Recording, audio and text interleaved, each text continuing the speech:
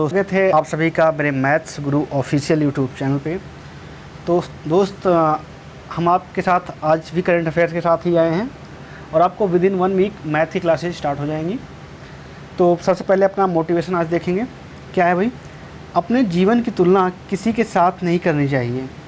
सूर्य और चंद्रमा के बीच कोई तुलना नहीं, जब जिसका वक्त आता है वो चमकता है।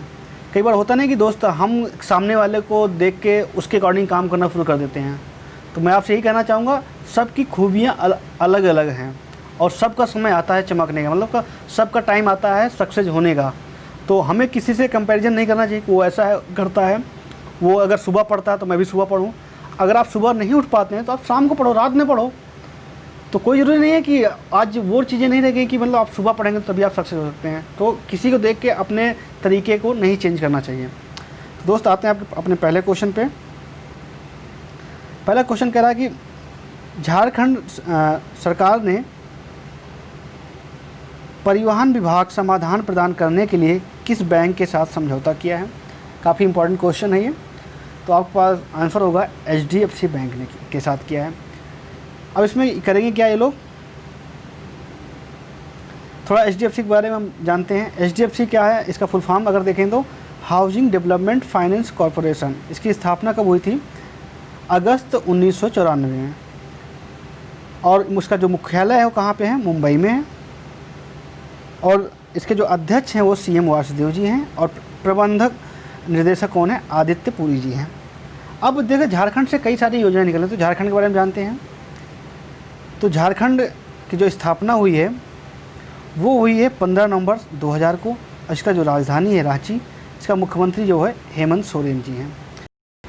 तो ये रही बात आपके झारखंड के बारे में। आते हैं आपके अगले क्वेश्चन पे। कह रहा है कि infra business leader of the year पुरस्कार किसे सम्मानित किया गया है। तो कौन है आपके? वेद प्रकाश दुदेजा जी। तो कुछ इंपॉर्टेंट फैक्ट जानते हैं। ये वेद प्रकाश दुदेजा को अवसंरचना विकास के लिए, अवसंरचना विकास में उनके योगदान के लिए सम्मानित किया गया है। ये कहाँ के हैं? भारत के ही हैं। आते हैं आपके अगले क्वेश्चन पे। आपका अगला क्वेश्चन करा है कि किस हॉकी खिलाड़ी को मोहन बागान लाइफ टाइम अचीवमेंट अवार्ड से सम्मानित किया गया है। तो किसे सम्मानित किया गया है? अशोक कुमार जी को सम्मानित किया गया है। तो थोड़े इंपॉर्टेंट फैक्ट भी जानते हैं इनके बारे में। क्या है? अशोक कुमार को मोहन बागान लाइफ अचीवमेंट अवार्ड से सम्मानित किया गया है।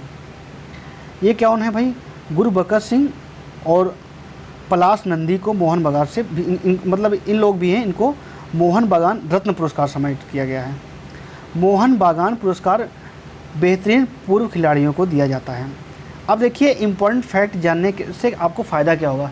कई बार क्वेश्चन आपसे ये भी बन सकता है कि मुझे मोहन बागान पुरस्कार है, ये किससे संबंधित है, किसको दिया जाता है। तो कई बार ऑप्शन आ जाएगा आपको क्रिकेट, हॉकी और फुटबॉल, और आपका चौथा ऑप्शन रहेगा पूर्व खिलाड़ियों को, मतलब बेहतरीन पूर्व खिलाड़ियों को दिया जाता है। तो इसका आंसर क्या लगाओगे आप? जो पूर्व मतलब किसी भी खेल में जिन्होंने बेहतरीन प्रदर्शन किया है और वो उन्होंने अब संन्यास ले लिया, उनको दिया जाता है। आते हैं आपके अगले क्वेश्चन पे। भारतीय रेलवे ने कोरोना वायरस महामारी के संक्रमण को फैलने से रोकने के लिए किस कोच का निर्माण किया है। तो जैसे आपने देखा होगा कि भारत में बहुत सी समस्या जो स्वास्थ्य को मतलब हेल्थ जो सेक्टर है हमारा काफ़ी पीछे है।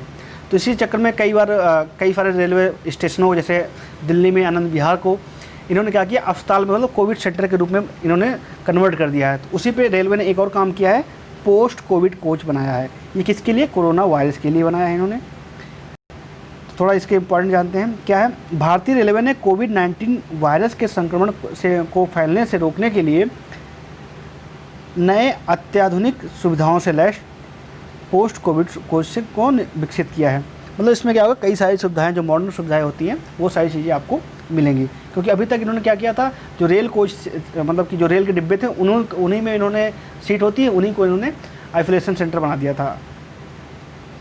और इसके जो फैक्ट्री कहाँ से, जो रेल कोच फैक्ट्री कपूरथला में जो एक इस कोच का निर्माण किया जाएगा वो कहाँ पे? कपूरथला से किया जाएगा। अब भारतीय रेलवे के बाद देखिए ये चीज़ें मैं फैक्ट क्यों आपको बार बार बताया जाता है, जिससे कि आप किसी चीज़ को अगर बार बार देखते रहेंगे, सुनते रहेंगे तो आपको याद हो जाएगा। तो इसीलिए आपको फैक्ट बार बार बताए जाते हैं, और ये कई बार आपके एग्ज़ाम से पूछे भी जाते हैं। जैसे आप किसी का मोबाइल नंबर आपको याद नहीं है, लेकिन अगर आप उसी मोबाइल नंबर को आप बार बार टाइप करते हो ना, आप उसको सेव मत करिए, खुद टाइप कीजिए, तो आपका नंबर 3 से 4 बार में याद हो जाता है।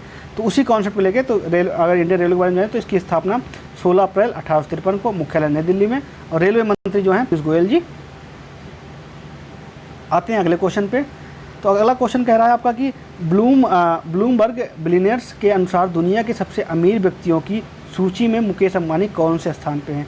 6ठे स्थान पे पहुंच गए हैं भाई। तो अगर टॉप 3 देखा जाए तो पहले स्थान पे जेफ बेजोस जी हैं।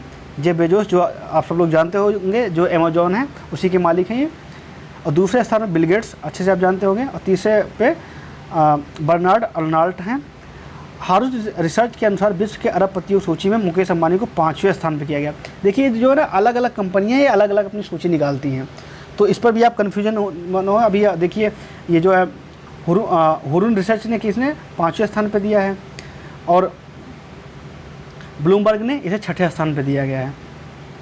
तो इनका अलग अलग रहता है। मुकेश अंबानी जो जानते होंगे आप, रिलायंस इंडस्ट्रीज लिमिटेड के चेयरमैन और एमडी हैं। इफ़ इट ब्लीड्स नामक पुस्तक का विमोचन किया गया है। इस पुस्तक के लेखक कौन हैं? जैसा कि आप जानते हैं कि हर एग्जाम में लगभग एक पुस्तक का लेखक भी पूछा जाता है, तो सारी चीज़ें हम लेके चलेंगे। तो कौन लेखक है भाई? Stephen king.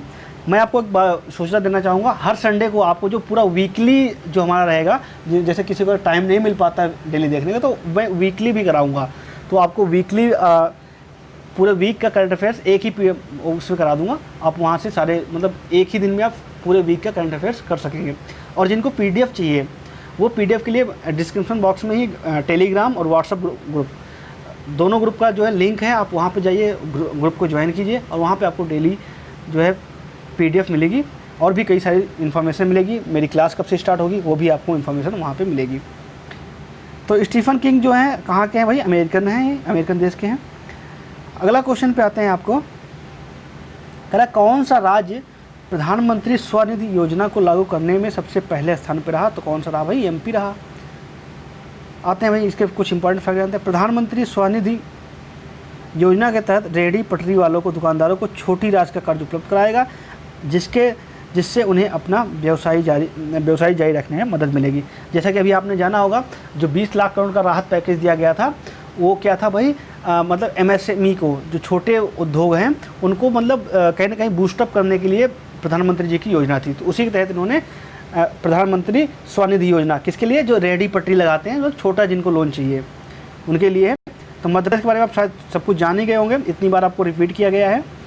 तो राजधानी भोपाल आई थिंक सब जानते होंगे। मामा जी की सरकार है, शिवराज सिंह चौहान। गवर्नर लालजी टंडन हैं, और मुख्य न्यायाधीश अजय कुमार मित्तल जी हैं। लोकसभा 29 सीटें हैं, और राज्यसभा 11 सीटें हैं। विधानसभा 230 है। पड़ोसी राज्य मतलब कि इसकी सीमा किन किन राज्यों से मिलती है? तो एक बार अगर नीचे से हम देखेंगे, बंदों को मैप सबके पास होना चाहिए, क्योंकि मेरा विदाउट मैप आप जीएस कर ही नहीं सकते। तो अगर आपके पास मैप है तो नीचे से अगर स्टार्ट करेंगे तो महाराष्ट्र, फिर साइड में छत्तीसगढ़, फिर अगर घूम गए उत्तर प्रदेश, फिर राजस्थान, फिर इधर साइड आएंगे गुजरात। ठीक है। तो जैसे अभी यहाँ पे आप देखो तो आपका माइंड सीधा मैप पे जाना चाहिए। अगला आता है भाई, स्पोर्ट्स अड्डा के नए ब्रांड एम्बेसडर किसे बनाएंगे? ब्रेटली, शायद सब लोग जानते होंगे। अगर जिनका क्रिकेट से रुझान रहा हो कभी, तो ब्रेटली को ज़रूर जानते होंगे। तो ब्रेटली को जो है बनाया गया है किसका? स्पोर्ट्स अड्डा के ब्रांड एम्बेसडर। स्पोर्ट्स अड्डा क्या है? एक भारतीय समाचार और सूचना प्लेटफॉर्म है। और ये जो ब्रेटली को जो मैंने बताई आपको क्या है, बहुत ही घातक गेंदबाज थे, बहुत जाबाज प्लेयर थे। आते हैं आपके अगले क्वेश्चन पे। कह रहा AAI नागरिक उड्डयन क्षेत्र में सहयोग करने के लिए किसके साथ समझौता किया गया है? तो बेल क्या है? भारत इलेक्ट्रॉनिक्स लिमिटेड, इसके साथ समझौता किया गया। तो इसके अगर इम्पोर्टेंट फैक्ट के बारे में कुछ जाने तो AI क्या है? इंडिया में जितने भी एयरपोर्ट होते हैं उन्हें AI रेगुलेट करता है, मतलब उनका जो संचालन होता है वो AI करता है। AAI मतलब क्या हुआ? एयरपोर्ट अथॉरिटी ऑफ इंडिया, मतलब भारतीय विमानपत्तन प्राधिकरण। इसकी स्थापना कब हुई थी भाई? 1 अप्रैल 1995 को। मुख्यालय ऑफ कोर्स नई दिल्ली में होगा और जो इसके अध्यक्ष हैं अरविंद सिंह जी हैं। आइए अगला क्वेश्चन, एडीबी के उपाध्यक्ष कौन नियुक्त किए गए हैं? एडीबी मतलब एशियन डेवलपमेंट बैंक, तो इसके जो उपाध्यक्ष नियुक्त किए गए हैं वो कौन है? अशोक लवासा जी। बहुत ही इंपॉर्टेंट क्वेश्चन, बहुत ही मतलब हर जगह छाया हुआ क्वेश्चन है ये। जो भी एग्ज़ाम होंगे, अभी तो हालांकि नहीं है प्लानिंग ऐसी कि जो भी एग्ज़ाम होगा उसमें ज़रूर एक क्वेश्चन पूछा जाएगा। तो एडीबी के बारे में जैसे मैंने बताया आपको, क्या है? एशियाई विकास बैंक मतलब एशियन डेवलपमेंट बैंक। इसकी स्थापना 19 दिसंबर 1966 को हुई थी। इसका जो मुख्यालय है मनीला फिलीपींस में है और इसके अध्यक्ष कौन है? मात्सुगु असाकावा हैं। आते हैं आपके अगले क्वेश्चन पे, किस देश ने एस्टर 6D सूचना दूरसंचार उपग्रह का सफलतापूर्वक परीक्षण किया है? तो एक ही हरामखोर है, कौन? चाइना, जो लगातार ऐसे परीक्षण करता रहा है। और आपको जानते होंगे चाइना आजकल विस्तारवादी नीति के साथ फैल रहा है। चाहे इधर आपका देखा जाए तो भारत के साथ भी LAC पे तनाव चल रहा है, उधर भूटान के पे कई उसने क्षेत्र पे अपना कब्जा मतलब जाहिर किया है, और नेपाल को उसने कब्जे में ले ही लिया है, और बांग्लादेश को भी अपने में उसमें ले लिया है। मतलब कि कई सारी चीज़ें उसको लुभावन कर ही दे ही रहा है, और बांग्लादेश तो चीन के गोद में बैठा ही है। तो कहीं ना कहीं चाइना विश्व के लिए कहीं ना कहीं खतरा बनता हुआ, और इसीलिए अगर चाइना को रोकना है तो भारत को कहीं ना कहीं जो एशियन देश हैं जैसे इंडोनेशिया है और जापान, इनके साथ मिल के कहीं ना कहीं इसको घेरने की ज़रूरत है। कहीं ऐसी कहीं ना कहीं रणनीति बनानी चाहिए। तो एशिया, अगर चीन के बारे में तो ये कहाँ? एशिया महाद्वीप में है। चीन और भारत के इंटरनेशनल कौन मैकमोहन रेखा मिलती है, और इसकी जो सबसे लंबी जो है नदी है, सबसे लंबी नदी यांगत्सी है, और यांगत्सी ही जो है पूरे एशिया की लंबी नदी है, जिसकी लंबाई क्या है? 6300 किलोमीटर है। चीन जानते हो सबसे नंबर 1 पॉपुलेशन में है, लेकिन इसने अभी जो है बीच में 1 चाइल्ड का प्रोग्राम रखा था, जिसकी वजह से इसके अभी इस टाइम बुढ़े ही बुढ़े हैं। इसकी राजधानी बीजिंग है, और इसकी जो करेंसी है युआन है, और राष्ट्रपति जानते हो आप शी जिनपिंग, जब तक ये जिएंगे तब तक राष्ट्रपति बने रहेंगे। इन्होंने ऐसा ही संशोधन कर दिया है। तो आशा करता हूँ दोस्तों आपको समझ में आया होगा। आपको जैसा भी लगे आप कमेंट करके ज़रूर बताएं, और जिन्हें मैथ की क्लासेस के लिए जुड़ना है वो डिस्क्रिप्शन बॉक्स में टेलीग्राम ग्रुप का लिंक है और व्हाट्सएप ग्रुप का लिंक है, वो आप वहाँ पे ज्वाइन कीजिए। आपको नए शेड्यूल के बारे में पूरा बताया जाएगा, और आपको हर क्लास की PDF भी प्रोवाइड की जाएगी। तो अगर आप कुछ करना चाहते हैं, अगर आपको चाहते हैं कि जल्दी से क्लासेज मिले आपको, तो वीडियो अगर आपको पसंद आई हो तो शेयर ज़रूर करें, और जिन्होंने चैनल को सब्सक्राइब नहीं किया है सब्सक्राइब करें। थैंक यू दोस्तों, नमस्कार।